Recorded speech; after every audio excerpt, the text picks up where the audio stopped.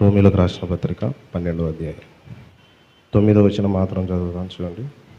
మీ ప్రేమ నిష్కపటమైనదై ఉండవలెను, చెడ్డదాన్ని అసహించుకొని మంచిదానిని హత్తుకొని ఉండుడి. ఇందులో మొదటి భాగం దేవుడు ప్రేమాస్వరూపి అనే మాటను మనం చూసాం. ఇది మొదటి భాగము 1 యోహాను 4వ అధ్యాయంలో నుంచి మనం చూసాము. అక్కడ దేవుడు ప్రేమాస్వరూపి, ప్రేమ లేనివాడు దేవుణ్ణి ఎరగడు అనే మాట అక్కడ రాయబడింది. అక్కడ ఒక తప్పైన ఆలోచన వ్యాఖ్యానించడం జరిగింది క్రైస్తవ సమాజంలో. అదేంటంటే దేవుడు ప్రేమాస్వరూపి అంటే దేవుడు, అది ఇంగ్లీష్ బైబిల్లో గాడ్ ఈజ్ లవ్ అని ఉంటుంది. దేవుడు ప్రేమయ్యి ఉన్నాడు అంటే మన దగ్గర ప్రేమ ఉంటే దేవుడు ఉన్నట్లే, కాబట్టి ఆ ప్రేమనే దేవుడు అని తప్పుగా అర్థం చేసుకున్నారు. కానీ యోహాను ఆ విషయం చెప్పలేదు. దేవుడు అనేటువంటి ఒక ఆయన ఉన్నాడు, ఆయన ప్రేమాస్వరూపి అయి ఉన్నాడు. ఆయన ఎంత ప్రేమ గలవాడు, ఆయన మనల్ని ఎంత ప్రేమిస్తున్నాడు అనేటువంటి విషయాన్ని యోహాను మాట్లాడాడు.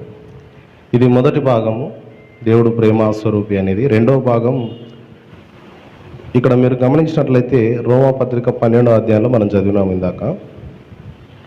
11 అధ్యాయాలు కూడా విశ్వాసి ఏ విధంగా రక్షింపబడుతున్నాడు, దేవుని యొద్ద నుంచి మనిషి ఎలా వచ్చాడు, రక్షణను దేవుడు ఎట్లా సిద్ధపరిచాడు, ఆ రక్షణ మనిషికి ఎట్లా లభిస్తుంది అనేటువంటిది 11 అధ్యాయాలు కూడా పౌలు మాట్లాడుతున్నాడు. 12వ అధ్యాయానికి వచ్చేసరికి రక్షింపబడిన విశ్వాసి ఎలా బ్రతకాలి అనేటువంటి విషయాన్ని 12వ అధ్యాయంలో నుంచి మాట్లాడుకుంటూ వస్తాడు.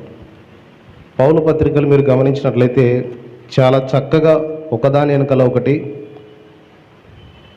ఏం మాట్లాడాలో అదంతా కూడా చక్కగా అమర్చి మాట్లాడతాడు పౌలు. అందుకే ఈ పరిశుద్ధ గ్రంథంలో పౌలు యొక్క పత్రికలు కూడా మనకున్నాయి. పరిశుద్ధాత్మ దేవుడు పౌలు రాసిన పత్రికలను పరిశుద్ధాత్మ దేవుడు అనుమతించాడు.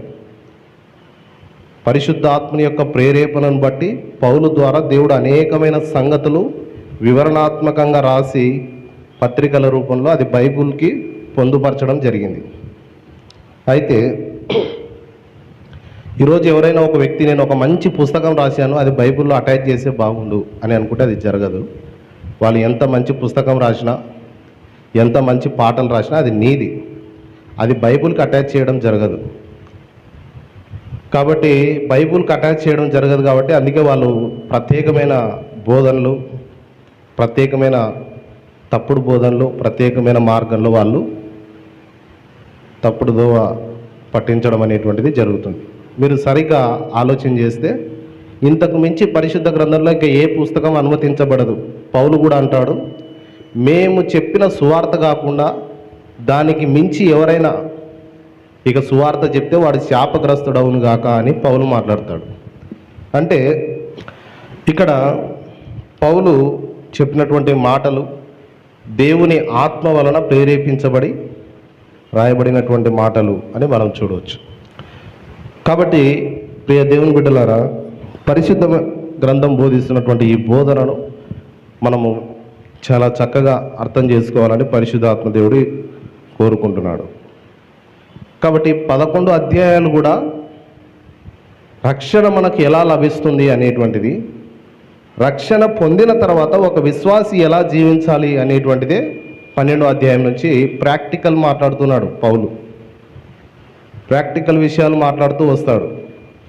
అంటే ఒక వ్యక్తి రక్షింపబడ్డాడు అనడానికి రుజువేంటి అంటే అతని దగ్గర ఉన్నటువంటి ప్రేమనే రుజువు అంటున్నాడు. యోహాను చెప్పినా, పౌలు చెప్పినా, ప్రభు అయిన యేసుక్రీస్తు చెప్పినా కూడా ఒక వ్యక్తి రక్షణ పొందాడు అనడానికి రుజువు ఏంటంటే హల్లెలూయా అని చెప్తాడు, పాటలు పాడతాడు, బైబిల్ తీసుకొని చర్చికి పోతాడు, ప్రతి వారము తలస్నానం చేస్తాడు. ఇవి ఆధారాలు అనడం లేదు, ఇవన్నీ ముఖ్యమే. కానీ పౌలు ఏమంటున్నాడంటే పరిశుద్ధ గ్రంథం ఏం మాట్లాడుతుందంటే ముఖ్యమైన ఆధారం అతనిలో ఉన్నటువంటి ప్రేమ. అందుకే ఒక తండ్రి బాధపడతాడు, డైలీ చర్చికి పోతాడండి, నా కూతురునిచ్చి పెళ్లి చేశాను, ఒక్కరోజు కూడా బాగా చూసుకోలే. ఎవరు చెప్పారు? బైబిల్ చెప్పే ఆధారం ఏంటి? ఒక విశ్వాసి ఒక నిజమైన విశ్వాసికి అతడు నిజమైన విశ్వాసి రక్షింపబడ్డాడు అనడానికి ఆధారం ఫౌండేషన్ ఏంటంటే ఇవన్నీ కాదు, బయట కనబడేటివి కాదు. అంతరంగంని గురించే బైబిల్ ఎక్కువ మాట్లాడుతుంది, బహిరంగ విషయాలు ఎక్కువ మాట్లాడడం లేదు బైబిల్. అతనిలో నిజమైనటువంటి క్వాలిటీ టెస్ట్ ఏంటంటే ప్రేమ అని అంటున్నాడు. అదే పౌలు ఇక్కడ మాట్లాడుతున్నాడు, మీ ప్రేమ నిష్కపటమైనదై ఉండవలెను, చెడ్డదానిని అసహించుకొని మంచిదానిని హత్తుకొని ఉండుడి. ఈ వచనాన్ని ఆధారం చేసుకుని కిందున్న వచనాలన్నీ కూడా ఉన్నాయి. 10వ వచనం నుంచి 21వ వచనం వరకు. ఈ 9వ వచనము మీదనే మిగతా అన్ని వచనాలు ఆధారపడి ఉన్నాయి. అయితే ఈ వచనాలు మనం అర్థం చేసుకోవాలంటే 12వ అధ్యాయం మొదటి 2 వచనాలు మనం అర్థం చేసుకోవాలా. ఒకసారి చదువుదాం చూడండి. కాబట్టి సహోదరులారా, పరిశుద్ధమును దేవునికి అనుకూలమునునైన సజీవ యాగముగా మీ శరీరములను ఆయనకు సమర్పించుకొనుడని దేవుని వాత్సల్యమును బట్టి మిమ్మును బతిమాలు కొనుచున్నాను. ఇట్టి సేవ మీకు యుక్తమైనది. మీరు ఈ లోక మర్యాదను అనుసరింపక ఉత్తమమును అనుకూలమును సంపూర్ణమునై ఉన్న దేవుని చిత్తమేదో పరీక్షించి తెలుసుకొనున్నట్లు మీ మనస్సు మారి నూతనమగుట వలన రూపాంతరం పొందుడి. అంటే ఒక కొత్త మనిషిగా రూపాంతరం పొందుండి అంటున్నాడు. మీ మనసు మారి నూతనమగుట వలన రూపాంతరం పొందుడి. మీరు ఈ లోక మర్యాదను అనుసరింపక అంటున్నాడు. చూసారండి, ఈ లోక మర్యాదను అనుసరింపక, ఈ లోకం ఏ మర్యాదనైతే గొప్పగా ఎంచుతుందో ఆ మర్యాదను మీరు అనుసరింపక ప్రతి విషయానికి వాక్యం దగ్గరకు వచ్చి వాక్యంతో పోల్చి చూసుకోమని ఇక్కడ పరిశుద్ధ గ్రంథం మాట్లాడుతుంది. ఈ లోక మర్యాదను అనుసరింపక ఉత్తమమును, ఈ లోకము ఏ మార్గంలో వెళ్తుందో ఆ మార్గంలో వెళ్ళకుండా అందులో ఉత్తమము అంటే న్యాయం ఏదైతే ఉందో దాన్ని మాత్రమే వెతకమంటున్నాడు. అనుకూలమును సంపూర్ణమునై ఉన్న దేవుని చిత్తమేదో పరీక్షించి తెలుసుకొనున్నట్లు, ప్రతి కార్యంలో దేవుని యొక్క చిత్తాన్ని పరీక్షించి తెలుసుకొనున్నట్లు అని అంటున్నాడు. ప్రతి ఒక్క కార్యంలో ఇందులో దేవుని యొక్క చిత్తం ఉందా, దేవుని యొక్క చిత్తం లేదా, దేవుని నడిపింపు ఉందా, దేవుని నడిపింపు లేదా, ఇది దేవునికి మహిమను తీసుకొస్తుందా లేదా దేవునికి అపకీర్తిని తీసుకొని వస్తుందని పరీక్షించి తెలుసుకొనున్నట్లు. పరీక్షించే విషయము దేవుడు ఒక విశ్వాసికి ఇచ్చాడు. పరీక్షించి తెలుసుకొనుడి, సమస్తమును పరీక్షించి మేలైన దానిని చేపట్టుడని బైబిల్ మాట్లాడుతుంది. కాబట్టి మీ మనస్సు మారి నూతన మగుట వలన రూపాంతరం పొందుడి, ఒక క్రొత్త మనిషిగా మీరు మారాలి అని చెప్పి పరిశుద్ధ గ్రంథం మాట్లాడుతుంది. ఇది సాధ్యమంటారా? ఒక క్రొత్త స్వభావం అదేంటంటే ఈ ప్రేమలో జీవించుట అనేటువంటిది, నిన్ను వలె నీ పొరుగు వాళ్ళని ప్రేమించడం అనేటువంటిది సాధ్యమంటారా అంటే నిజానికి ప్రాక్టికల్గా ఆలోచన చేస్తే అది పాపంలో పడిపోయిన మనిషికి అసాధ్యం అని చెప్పి మనం చెప్పవచ్చు. పాపంలో పడిపోయిన తర్వాత ఆదాములో నుంచి వచ్చినటువంటి ఏ వ్యక్తి కూడా తన సహోదరుని ప్రేమించే ఆ స్వభావం కలిగి లేడు. పరిశుద్ధ గ్రంథాన్ని మనం ఆలోచన చేస్తే ఉదాహరణకి ఆదాము అవ్వలకు పుట్టినటువంటి ఆ కయ్యూను హేబేలు మధ్యలోనే మనం దాన్ని చూడవచ్చు. హేబేలును కయ్యూను చంపాడు, ఎందుకంటే సహోదరుని పైన అతడు ప్రేమ కలిగి లేడు, ద్వేషం పెరిగింది. పాపం వలన వచ్చినటువంటిది ఆ ద్వేషము, ఆ పగ అనేటువంటిది పాపం వలన పెరిగింది. అయితే ఈ పాపము యేసుక్రీస్తులో పరిష్కరించబడింది, అది పూర్తిగా పరిష్కరించబడింది. కొత్త నిబంధనకు వచ్చేసరికి యేసుక్రీస్తులో అది ధారాళంగా గద్దించబడింది. పాపము యేసు రక్తం ద్వారా కడిగివేయబడింది. అందుకే ఒక వ్యక్తి యేసు రక్తంలో కడగబడినట్లయితే అతనికి సాధ్యము అని అంటున్నాడు. కాబట్టి 9వ వచనం చూడండి. మీ ప్రేమ నిష్కపటమైనదై ఉండవలేను, అంటే అందులో కపటం ఉండకూడదు. ప్రేమ అనే విషయంలో కపటం ఉండకూడదు అని అంటున్నాడు. నిష్కపటమైనదై ఉండవాలని అంటే కపటము ఉండకూడదు. కపటం లేని ప్రేమ ఏంటి? బైబిల్ ఎప్పుడు కూడా అన్నిటినీ తూకం వేస్తుంది. ప్రేమను కూడా బైబిల్ 1 కొరింథీ 13వ అధ్యాయంలో నిష్కపటమైన ప్రేమ లక్షణాలు అక్కడ ఉన్నాయి. పౌలు మాట్లాడతాడు అక్కడ. ప్రేమ దీర్ఘకాలం సహించును, ప్రేమ అన్నిటినీ తాలుకొనును, ప్రేమ అమర్యాదగా నడుచుకున్నదు, ప్రేమ డంబముగా ప్రవర్తింపదు, ప్రేమ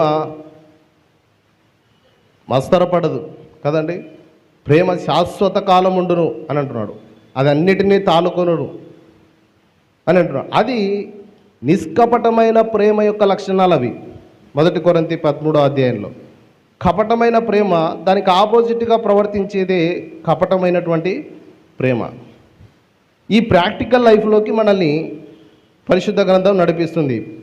అనుదిన జీవితంలో సమాజంలో వెళ్తున్నాం, ఉద్యోగాలు చేస్తున్నాం,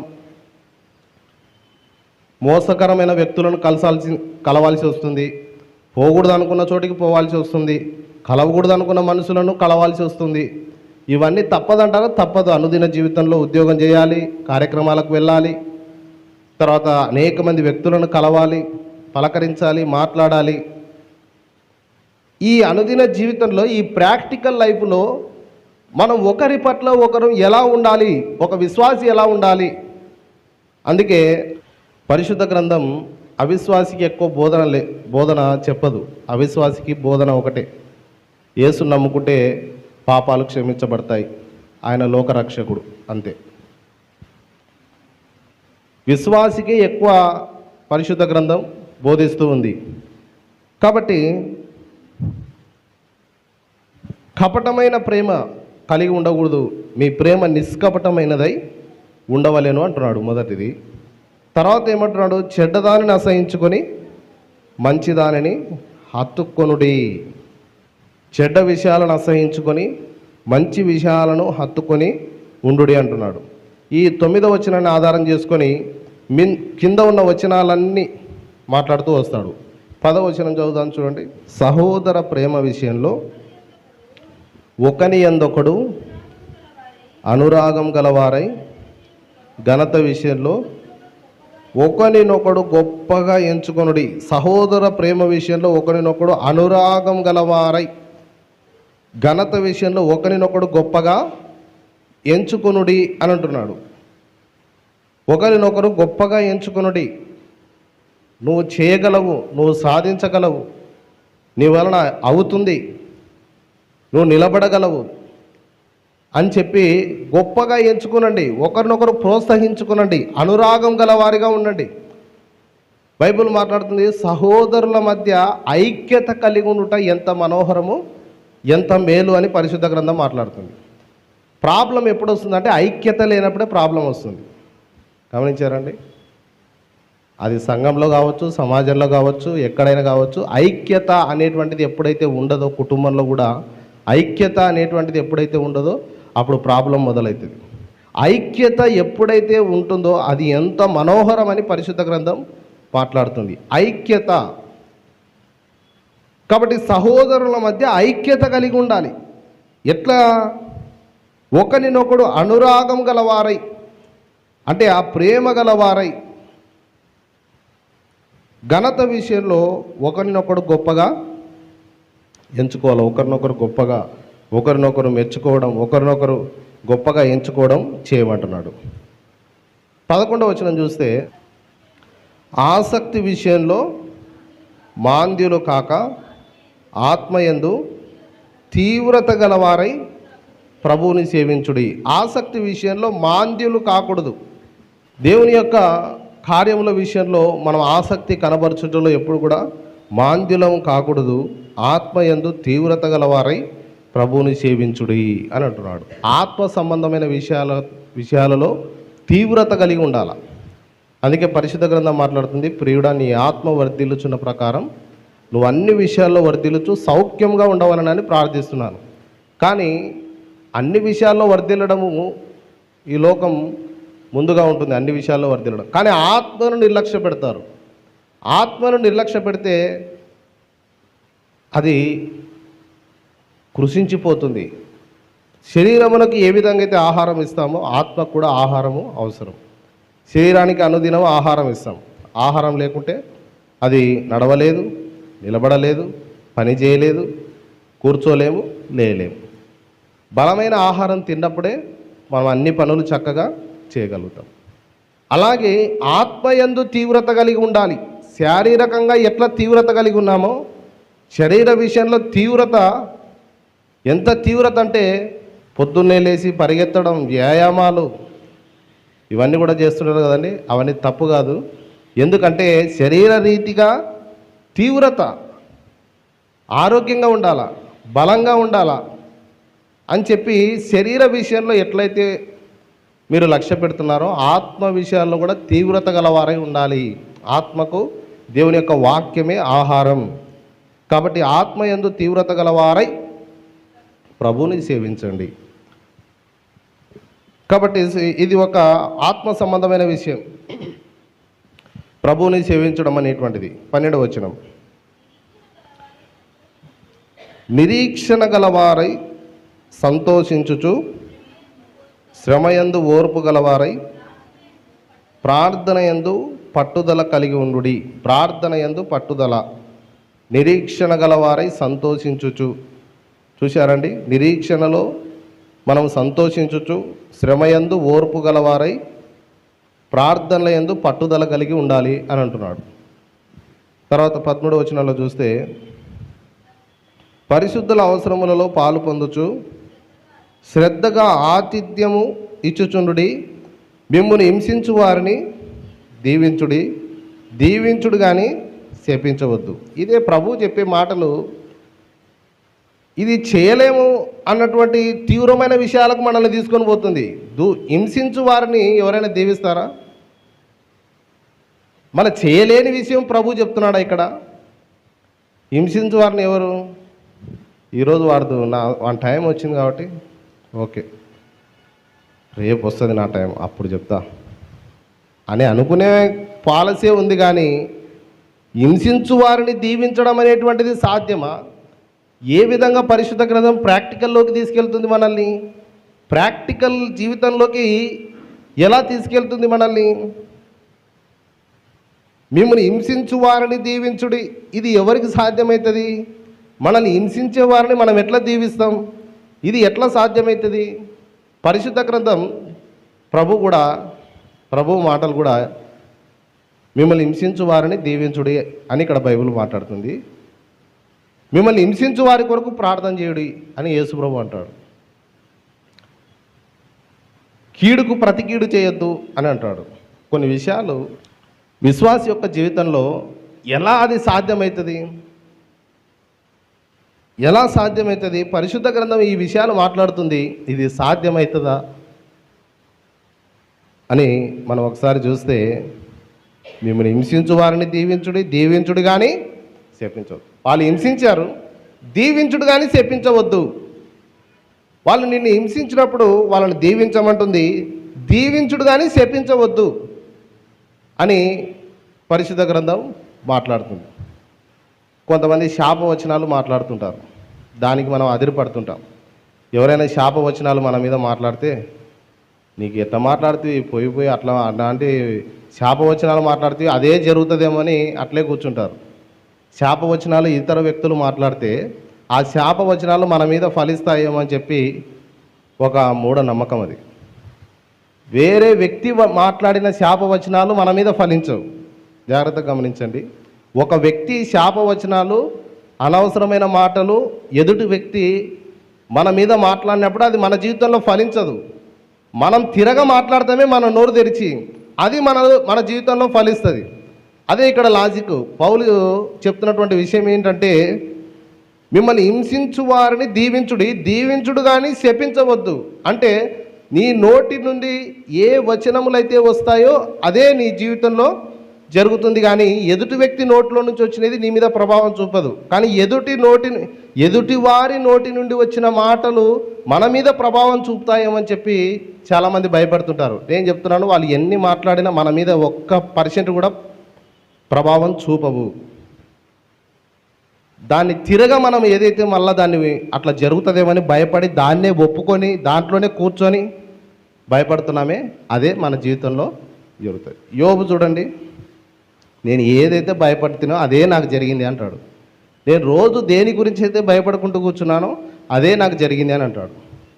నిన్న సాయంత్రం ఏదో దాటొచ్చిన నేను, అప్పటి నుంచే నాకు వెనకాల కీళ్ళు నొస్తున్నాయి, తల నొస్తుంది, అప్పటి నుంచే జ్వరం వచ్చింది, ఆడెవరో దిగదీసిండ్రి, అక్కడ పోయి నీకు దిష్టి తీసొస్తారని చెప్పి మళ్ళీ ఈమె దిష్టి ఎవరికి తలుపుకోవాలో తీసుకుపోయి ఏంటంటే ఏదో దాటినా మన మీద జరుగుతుంది, ఏదో మాట్లాడినారో మన మీద జరుగుతుంది అంటే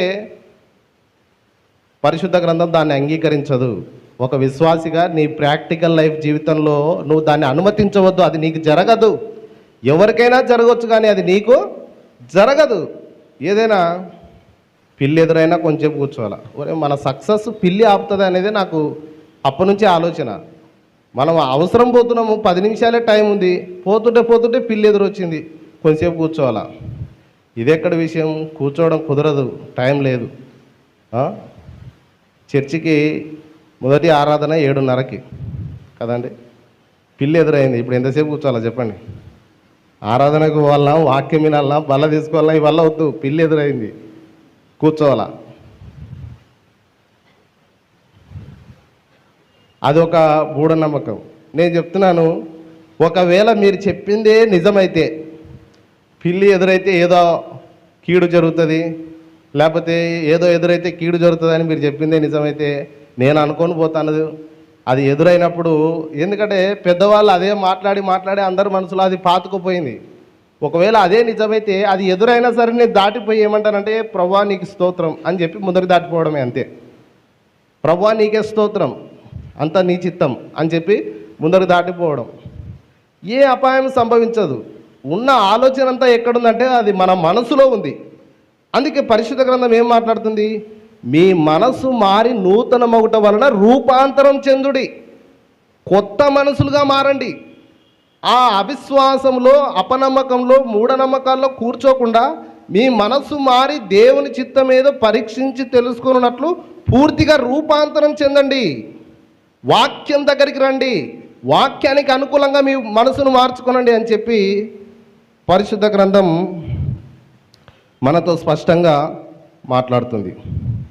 కాబట్టి మిమ్మల్ని హింసించు వారిని దీవించుడి అని ఎందుకు బైబిల్ మాట్లాడుతుందంటే, ఆ దీవెనలు నీ నోటి నుండి పలికినప్పుడు ఆ దీవెనలు నీకు వస్తాయి. కాబట్టి వాడు ఏదో హింసించాలని చెప్పి ఏదో మాట్లాడాడు, అది మన మీద జరగదు.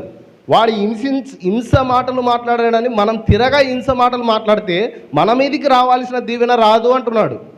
కాబట్టి మనల్ని హింసించు వారి కొరకు మనం ఏం చేయాల్సిన అవసరం లేదు.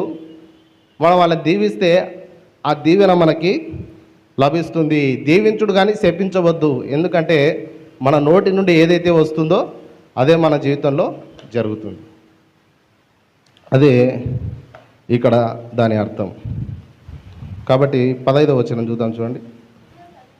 సంతోషించు వారితో సంతోషించుడి, ఏడ్చు వారితో ఏడుగుడి. ఈ రెండిట్లో ఏది సులభం అంటారు? మళ్ళీ చదువుతాను. సంతోషించు వారితో సంతోషించుడి, ఏడ్చే వారితో ఏడుగుడి. ఈ రెండిట్లో ఏది సులభం అంటారు? సంతోషించే వారితో సంతోషించడం సులభమా? ఏడ్చే వారితో ఏడవడం సులభమా? ఏడ్చే వారితో ఏడవడం సులభం. సంతోషించే వారితో సంతోషించడం అంత సులభమైన విషయం కాదు. ఏడ్చే వారితో ఏడవడం సులభం. ఉదాహరణకి ఎవరైనా చనిపోయినారనుకోండి, ఆడ ఏడుస్తుంటారు వాళ్ళు. వీళ్ళు గట్టిగానే వస్తారు అంతవరకు ఇంటికా నుంచి. వాళ్ళని చూసి వీళ్ళు ఒలవల ఏడుస్తారు. వాళ్ళు ఏడుస్తున్నారు ముందుగానే, పోయి వారికి ఆదరణ మాటలు చెప్పి ధైర్యపరచడానికి బదులు వాళ్ళతో పాటు కూర్చొని ఏడుస్తారు. ఆమెకి ఇంకా బాధ కలుగుతుంది. ఏడ్చే వారితో ఏడవడం సులభమే, దానికేం పెద్ద ఖర్చు పెట్టాల్సిన అవసరం లేదు. వాళ్ళతో కూర్చొని ఇంకా అర్ధగంట ఏడ్చి. ఒక క్రైస్తవుడు చనిపోతే మరి ఏడవద్దంటారా? ఏంటంటే ఏడవద్దంటారా? ఏడుపు రాదా? మనిషి చనిపోతే ఎట్లా ఒప్పుకోవాలి దాన్ని? ఏడుపు రాకుండా ఎట్లుంటుంది? ఏం చెప్తున్నాను, 30% బాధ ఉంటే 70% ఆనందం ఉంది క్రైస్తవుడు చనిపోతే. హల్లెలూయా. 30% బాధ ఉంటే 70% ఆనందం ఉంది. ఎందుకు తెలుసా? నిత్యము పరలోకంలో దేవుని సన్నిధిలోకి మనం వెళ్తామనేటువంటిదే పరిశుద్ధ గ్రంథం బోధిస్తున్నటువంటి బోధన. ఒక వ్యక్తి చనిపోతే, ఒక వ్యక్తి యేసుక్రీస్తునందు మృతి పొందితే, రక్షణ పొందుకొని మృతి నందితే అతడు దేవుని సన్నిధిలోకి వెళ్తాడు. అయితే ఇక్కడ చెప్తున్నటువంటి విషయం ఏంటంటే, సంతోషించే వారితో సంతోషించడం చాలా కష్టం. ఏడ్చే వారితో ఏడవడం సులభం, సంతోషించే వారితో ఎవరు సంతోషించరు. నువ్వు ఒక మంచి ఇల్లు కట్టుకున్నావు, మంచి బండలు వేసినావు, మంచి కిటికీలు పెట్టుకున్నావు, మంచి తలుపులు వేసుకున్నావు, ఇల్లు ఓపెనింగ్కు పిలిచినావు. ఎవరిని? ఇరుగు పొరుగు వారిని పిలిచినావు, బంధువులను పిలిచినావు, స్నేహితులను పిలిచినావు. అందరూ నువ్వేమో ఇల్లు కట్టుకున్నాను, మంచి ఇల్లు ఇచ్చినాడు దేవా, నీకు కృతజ్ఞతలు తండ్రి అని ప్రార్థన పెట్టుకున్నావు. వచ్చిన వాళ్ళందరూ నీతో పాటు సంతోషిస్తారనుకున్నావా? మంచి ఇల్లు బాగా కట్టుకున్నారని అవుతారు, కానీ మనసులో ఏముంటుందంటే, వీళ్ళు ఎవరు కొంపని ముంచినారో, ఇంత బాగా ఇల్లు ఎప్పుడు కట్టరి, ఇంత ఇల్లు ఎట్లా కట్టగలిగినారు వీళ్ళు, మేము కూడా కట్టలేకపోయినాం, వీళ్ళు ఎట్లా కట్టారు. మనమేమో సంతోషంగా ఉన్నాం, దేవుడు చేసిన మేళ్ళను బట్టి మనం ఆనందిస్తున్నాం. దేవుడు చక్కటి గృహాన్ని ఇచ్చాడని మనం సంతోషపడుతుంటే, సంతోషపడే వారితో సంతోషించాడు. తప్పిపోయిన ఒక గొర్రెపిల్ల దొరికింది, తప్పిపోయిన గొర్రెపిల్ల దొరికింది, నాతో పాటు సంతోషించండి అని అక్కడ చెప్తాడు లూకా సువార్త 15వ అధ్యాయంలో. అలాగే 10 వెండి నాణ్యములలో ఒక వెండి నాణ్యం తప్పిపోతే ఆమె ఇళ్ళంతా ఊడిచి ఆ ఒక వెండి నాణ్యం దొరికింది, నాతో పాటు సంతోషించునంటే పొరుగు వాళ్ళు సంతోషపడతారనుకున్నారా? ఎట్లా దొరికినాయేమో, పోయింటే బాగుండే. వాళ్ళకు నష్టం జరగాల్సిందే, నాకు కావాల్సింది. వాళ్ళు పైకి రాకూడదు, వాళ్ళు ఎదగకూడదు. ఇలా ఎంతమంది అనుకుంటే మనం అంత బాగున్నామని అర్థం. హల్లెలూయా. మనం ఎంతమంది మనల్ని ఒప్పుకోవట్లేదో, ఎంతమంది మనల్ని దూషిస్తున్నారో, ఎంతమంది నిందించే వాళ్ళు ఉన్నారో, మనం అంత బాగున్నామని అర్థం. మనం ఎంత బాగుంటే అంత ఓర్వలేని మాటలు వస్తున్నాయి. ఇక్కడ సంతోషించే వారితో సంతోషించడం కష్టం. ఎవరికి? అవిశ్వాసికి. విశ్వాసికి ఏమంటున్నాడు? సంతోషించే వారితో మీరు సంతోషించండి, ఏడ్చే వారితో మీరు ఏడవండి అనేటువంటిది సులభమైన కార్యమే, కానీ సంతోషించే వారితో సంతోషించడం కష్టము. అది ఒక విశ్వాసిగా నీ ప్రాక్టికల్ లైఫ్లో చేయమంటున్నాడు. ఏమంటున్నాడు? సంతోషపడే వారితో సంతోషపడు.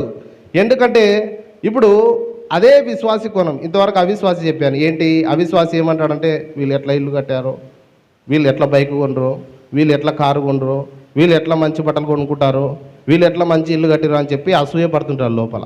అది ఒక విశ్వాసి లక్షణం ఎట్లుండాలంటే, వీళ్ళకి ఇచ్చిన దేవుడు నాకు కూడా ఇస్తాడు, నేను అదే దేవుడిని ఆరాధిస్తున్నా, అదే దేవుడే నన్ను నడిపిస్తాడు, వీళ్ళకి ఇచ్చిన దేవుడు అదే దేవుడిని నేను ఆరాధిస్తున్నాను, ఆ దేవుడు నాకు ఇస్తాడు ప్రభువా అని చెప్పేదే క్రైస్తవుని ఆలోచన. కాబట్టి పౌలు ఏమంటున్నాడంటే, సంతోషించు వారితో సంతోషించండి, ఏడ్చు వారితో ఏడువుడి, ఆపోజిట్ చేయకండి అని అంటున్నాడు. రెండు సమానంగా ఉండనివ్వమంటున్నాడు. ఇప్పుడు 16వ వచనం,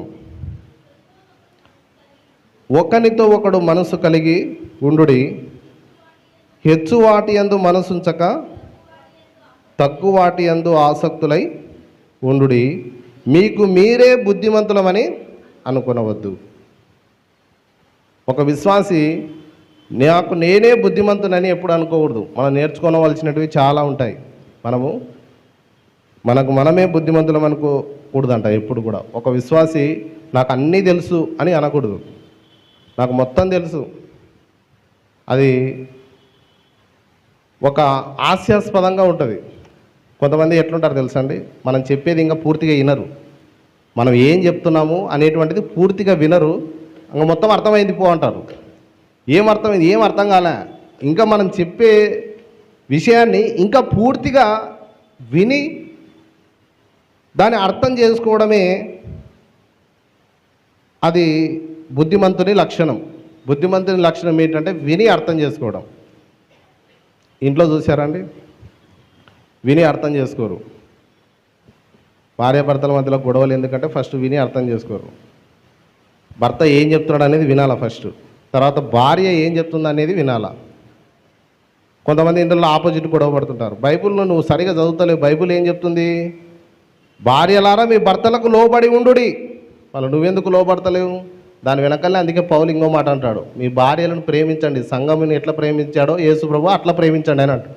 ఆ ఒక్క లైనే, నిలబడితే పై లైన్లో నిలబడతాడు, నిలబడితే కింది లైన్లో నిలబడతారు. కాదు, కింది నుంచి పై వరకు మొత్తము పరిశుద్ధ గ్రంథం ఏంటంటే ఆది కాండం మొదలుకొని ప్రకటన గ్రంథం వరకు పరిశుద్ధ గ్రంథం. నువ్వు ప్రకటన గ్రంథంలో నిలబడినా తప్పే, ఆది కాండంలో నిలబడినా తప్పే. పరిశుద్ధ గ్రంథం మొత్తం కలిపి ఆలోచన చేయాలి. కాబట్టి బుద్ధిమంతుని లక్షణం ఏంటంటే వాక్యము దాని యొక్క సారాంశం ఏంటి,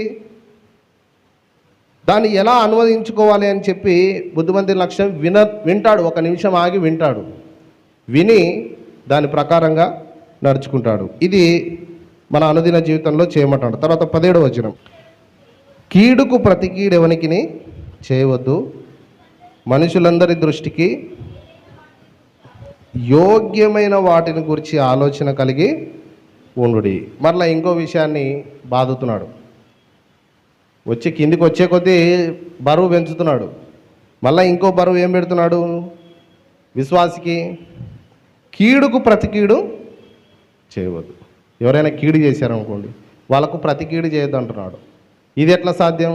విశ్వాసి కాబట్టి సాధ్యం అంటున్నాడు. ముందు ఏమనుకునే వాళ్ళం, ఎవడైనా కీడు చేస్తే వానికి కీడు చేద్దాం, అదే కదా అన్ని లోకంలో అన్ని చిత్రాలు చూసేది. మంచోళ్ళకు మంచోని, చెడ్డోళ్ళకు చెడ్డోని అంటారు చాలామంది. ఇదేం పెద్దగా చెప్పకుండా ఉండాల్సిన విషయం ఏం కాదు, అందరికీ తెలిసిన విషయమే. మంచోళ్ళకు మంచోని, చెడ్డోళ్ళకు చెడ్డోని. మంచిగా ఉంటే మంచి, లేకపోతే నాయనతో చెడ్డోడే, నచ్చకపోతే మన దారి మనం చూసుకొని వెళ్ళిపోవడం మంచిది. కానీ కీడుకు ప్రతి కీడు అసలే చేయొద్దు. విశ్వాసి యొక్క అతనిలో ఉన్నటువంటి క్వాలిటీ ఏంటంటే, ఒక విశ్వాసిలో ఉన్నటువంటి క్వాలిటీ ఏంటంటే కీడుకు ప్రతి కీడు చేయకూడదు. అందుకే కదండి సువార్త చెప్పనీకి పోయినప్పుడు ఎంతమంది సువార్త చేస్తున్న వారి మీద దాడి చేస్తున్నారు. మన ప్రభు మాటలే మనకు అడ్డం వస్తున్నాయి. కానీ పాత నిబంధన సారాంశం కనుక కొనసాగి ఉండింటే ఇంకా గొడవలే. ఎంతో కొంత క్రీస్తు ప్రేమ ఉంది కాబట్టి సమాజంలో సమాధానం, చిట్టిన అడిచిన సువార్తలో మరలా తిరిగి రాగలుగుతున్నారు. ఎందుకంటే కీడుకు ప్రతి కీడు చేయకూడదని చెప్పి ప్రభు నేర్పాడు. ప్రభు నేర్పిన విషయం ఇది మనకి. కాబట్టి ఎవనికి కీడుకు ప్రతి కీడు చేయవద్దు అని అంటున్నాడు. ఇది అనుదిన జీవితంలో ఒక విశ్వాసి అలవర్చుకోవాల్సిందని చెప్పి గుర్తు చేస్తున్నాడు. కీడుకు ఎవరికి ప్రతి కీడు చేయవద్దు, మనుషులందరి దృష్టికి యోగ్యమైన వాటిని గూర్చి, పుట్టినోట్లో 3వ వచనం, మేలైన వాటిని ఆలోచన కలిగి ఉండుడి, మేలైన విషయాలలో ఆలోచన కలిగి ఉండుడి అని అంటున్నాడు. 18వ వచనం, శక్యమైతే మీ చేతనైనంత మట్టుకు సమస్త మనుషులతో, ఇది సాధ్యమండి. పోయే కొద్దీ ఇంకా బరువు పెంచుతున్నాడు. శక్యమైతే సమస్త మనుషులతో సమాధానంగా ఉండుడి. అనుదిన జీవితంలో సమస్త మనుషులతో సమాధానంగా ఉండుడి. సమస్త మనుషులు అంటే అందరూ వచ్చిపోయారు. మంచోడు వచ్చిపోయారు, చెడ్డోడు వచ్చిపోయారు, ఇరుగుపోరు వాళ్ళు వచ్చారు, ఎదురింటి వాళ్ళు వచ్చారు, పక్కింటి వాళ్ళు వచ్చారు, సంఘస్థులు వచ్చారు, సంఘంలో ఉన్న వాళ్ళు అందరూ వచ్చారు. అందరూ తీసుకొని వచ్చి కలిపి శక్యమైతే, సాధ్యమైతే అంటున్నాడు. సాధ్యమైతే సమస్త మనుషులతో సమాధానంగా ఉండుడి. ప్రభు మాటలు చేయడానికి కష్టం, కానీ చేస్తే ఎంతో ఆనందం ఉంది. అర్థమవుతుందండి? ప్రభు మాటలు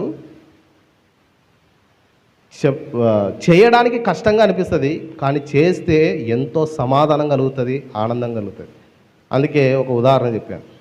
లోకంలో ఉన్న అన్ని స్టైల్ ఉపయోగిస్తారు కదండి. ఆ స్టైల్ మారుతూ పోతుంది. ఈ సంవత్సరం 2 కాట్లు ఉన్నాయి నెత్తిన, వచ్చే సంవత్సరానికి ఇంకొక కాటు పెరుగుతుంది. మొత్తం చుట్టూరా గుండు ఉంటుంది, ఈడు మాత్రం ఎంటికలు ఉంటాయి. అదేంటంటే అది ఒక స్టైలు. ఆయన ఎవరినో చూసినాడు, స్టైల్ ఫాలో అయినాడు.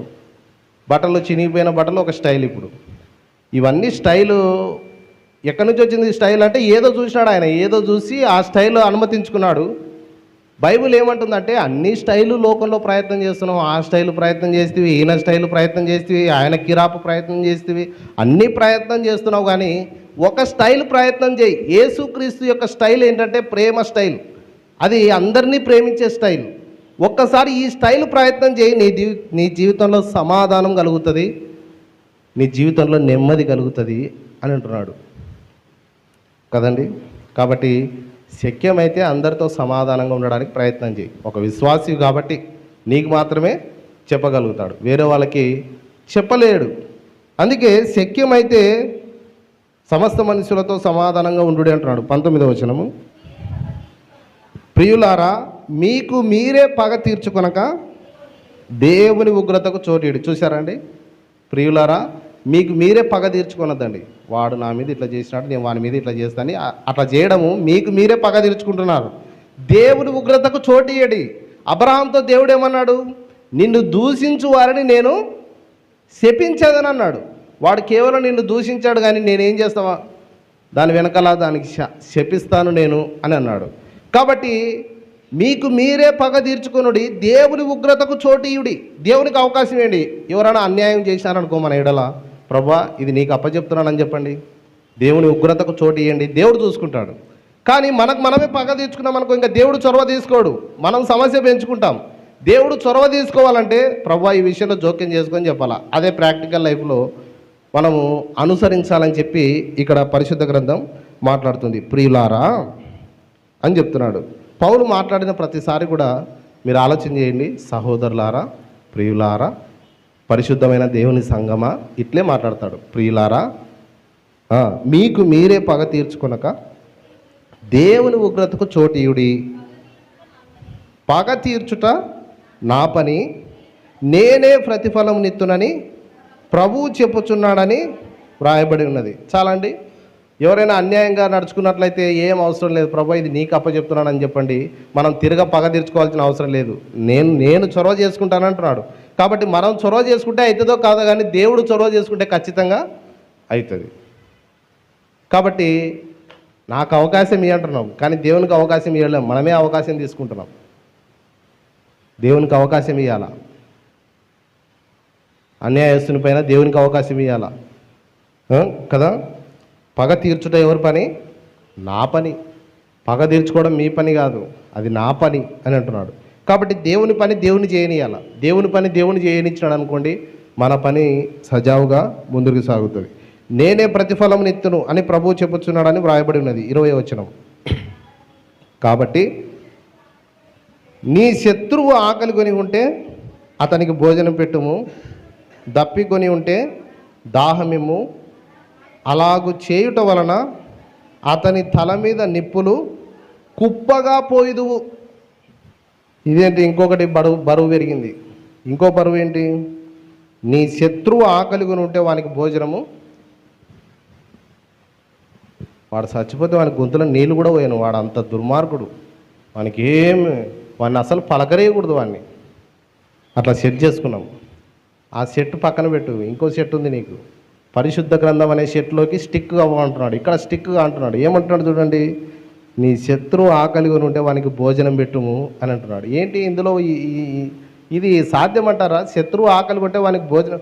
వాడేమో ఎప్పుడు మనల్ని ఏదైనా చేద్దామని చూస్తున్నాడు, మనల్ని ఏదైనా దొరికితే పగ తీర్చుకుందామని చూస్తున్నాడు. వానికి భోజనం పెడితే ఎట్లా భోజనం పెట్టగలం? శత్రువు ఆకలిగా ఉన్నాడు అనుకోండి, వానికి భోజనం పెట్టమంటుంది బైబిల్. భోజనం పెట్టు. శత్రువు అయినా సరే వాడు ఆకలిగా ఉన్నాడు అనుకో, ఆకలి అవుతుందంటే అన్నం పెట్టు, దప్పికొంటే దాహం ఇమ్ము. అలా చేస్తే ఏమవుతుంది అంటున్నాడు? అలాగు చేయటం వలన అతని తల మీద నిప్పులు కుప్పగా పోయిదువు. తన నెత్తి మీద నిప్పులు కుప్పగా పోయినంట. ఉదాహరణ చెప్తాను చూడండి. సౌలు దావీదును ఎంతో చంపాలని ప్రయత్నం చేశాడు. ఎంత ప్రయత్నం చేశాడంటే సౌలు అడవిలు పట్టుకొని దావీదు అడవిలు పట్టుకొని పారిపోయినాడు. అరణ్యంలో పారిపోతున్నాడు, ఎక్కడ చూసినా పారిపోతున్నాడు. కుమారులు కూడా ఒక్కోసారి తరుముతున్నారు దావీదుని. సౌలు ఇక దావీదు ఎప్పుడు దొరికితే దావీదుని చంపుదామా అని తిరుగుతున్నాడు. ఒక గుహలో దాక్కున్నాడు దావీదు, ఒక గుహలో దాక్కున్నాడు. అప్పుడే సౌలు శంఖాని వర్తినికి పోయినాడు. ఆ గుహలోకి పోతే దావీదుకు దొరికినాడు. ఇప్పుడు సౌలు ఎప్పుడు చంపుదామా అని ప్రయత్నం చేస్తున్నటువంటి దావీదుకు సౌలు దొరికితే ఇప్పుడు వదిలిపెట్టొచ్చా అండి? సౌలు దొరికితే వదిలిపెట్టే అవకాశం లేదు. శంఖాని వర్తినికి దాంట్లో పోయిన వెంటనే దావీదు ఏం చేశాడంటే అతని వస్త్రములలో ఒక చిన్న ముక్క కోసి అతని దగ్గర పెట్టుకుంటాడు. పెట్టుకున్న తర్వాత అతను బయటికి వెళ్ళిపోయిన తర్వాత, గుహలో నుంచి బయటికి వెళ్ళిపోయిన తర్వాత దావీదు బయటకు వచ్చి అతని వెనకాల నిలబడతాడు. రాజవైన దావీదు, సౌలా అని తిరుగుతాడు. అంటే ఒక్కసారి కొంచెం నిలబడి నేను చెప్పేది ఆలోచించి, నేను నిన్ను చంపాలనుకుంటే ఆ క్షణమే చంపేవాడిని. నీ గుడ్డనే నా చేతిలో ఉంది చూడు, ఇదే సాక్ష్యం. నిన్ను చంపాలనుకుంటే నువ్వు నా చేతికి దొరికినావు. నువ్వు ఎన్ని రోజుల నుంచి నన్ను చంపాలని ప్రయత్నం చేసావు, ఎన్ని రోజుల నుంచి నన్ను పరిగెత్తించావు, ఎన్ని రోజుల నుంచి నా మీద పగబట్టావు, ఎన్ని రోజుల నుంచి నన్ను అంతం చేయాలని చూసావు, కానీ నా దేవుడు నిన్ను నా చేతికి అప్పగించాడు. నా దేవుడు నిన్ను నా చేతికి అప్పగించాడు. నేను నిన్ను మరుక్షణమే చంపేవాడిని, కానీ నేను నిన్ను చంపలేదు. నువ్వు దేవుని చేత పిలువబడిన అభిషక్తుడు కాబట్టి నేను నిన్ను చంపలేదు. ఇదే గుడ్డ అంటే సౌలు తల మీద నిప్పులు కుప్పగా పోసినట్లు అయింది. ఇక దావీదును చంపాలనుకోలే. అర్థమైందండి? శత్రువు మీద నిప్పులు కుప్పగా ఎప్పుడు పోస్తాం? ఎప్పుడు దొరుకుతాడా అని ఎదురు చూసినవాడు ఆకలి కొంటే అన్నం పెట్టినప్పుడు, దాహం ఇస్తే నీళ్ళు పోయినప్పుడు వాడు అనుకుంటాడంట, నన్ను పగ తీర్చుకోవడానికి బదులు అన్నం పెట్టాడు, నాకు దాహం అయితే నా మీద పగ తీర్చుకోవడానికి బదులు నీళ్ళు ఇచ్చాడు, కాబట్టి ఇప్పుడు అతని తల మీద మీరు నిప్పులు కుప్పగా పోయేదు అని అంటున్నాడు. అది చేయమంటున్నాడు. తర్వాత 21వ వచనం, కీడు వలన జయింపక మేలు చేత కీడును జయించుమంటాడు. జయం ఎట్లుందంటున్నాడు? కీడు వలన జయం లేదు. జయం ఉందండి. ఒక దైవ సేవకుని పుస్తకం చదువుతున్నాను. ఆ ఏరియాలో అంతా మూఢనమ్మకాలు ఎక్కువ. ఆ దైవ సేవకుని మీద అతడు ఏదో అది ఏమంటారు, చేతబడి అంటారు కదండి, అది ఆ దైవ సేవకుడి మీదనే ప్రయోగం చేశాడంట. ఎవరు? ఈ తాంత్రికుడు ప్రయోగం చేస్తే అది తిరగా వాళ్ళ ఇంట్లోకి అది పిల్లలకు జరిగిందట. ఆ పుస్తకం చదువుతుంటే నాకు ఆశ్చర్యం అనిపించింది. కాబట్టి మనం దేనికి భయపడాల్సిన అవసరం లేదు. వాడు ఏమని చేసుకోని చెప్పిన అది మన మీద ఫలించదు. కీడు వలన ఎవరిని జయించలేమంటుంది బైబుల్. ఒకనికి కీడు చేయటం వలన అందులో జయం రాదు. అది తిరగా 2 రోజులకో 3 రోజులకో తిరిగి మనకే బాణం గుచ్చుకుంటుంది అది. కాబట్టి కీడు వలన ఎవరిని జయించలేము. ఒకరికి కీడు తలపెడితే అది మనకే కీడు జరుగుతుంది. ఎవరికి కీడు తలపెట్టవద్దు. పరిశుద్ధ గ్రంథం మాట్లాడుతున్నటువంటి విషయము కీడు వలన జయింపక అంటే కీడులో జయం లేదు. ఒకరికి కీడు చేయటంలో అసలు జయం లేదు. మేలు చేత కీడును జయించు. మేలు చేస్తేనే కీడును మనము జయించగలం అని అంటున్నాడు. మేలు చేస్తేనే కీడు జయించగలం.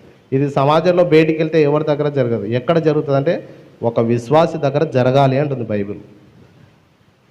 కాబట్టి అనుదిన జీవితంలో మీ ప్రేమ నిష్కపటమైనదై ఉండవలెను, చెడ్డదానిని అసహించుకొని మంచిదానిని హత్తుకొని ఉండుడి. మీ ప్రేమ ఎట్లుండాలంటే నిష్కపటమైనదై ఉండవలెను. అలా ఉన్నప్పుడే నిన్ను వలె నీ పొరుగు వారిని ప్రేమించడం సాధ్యము.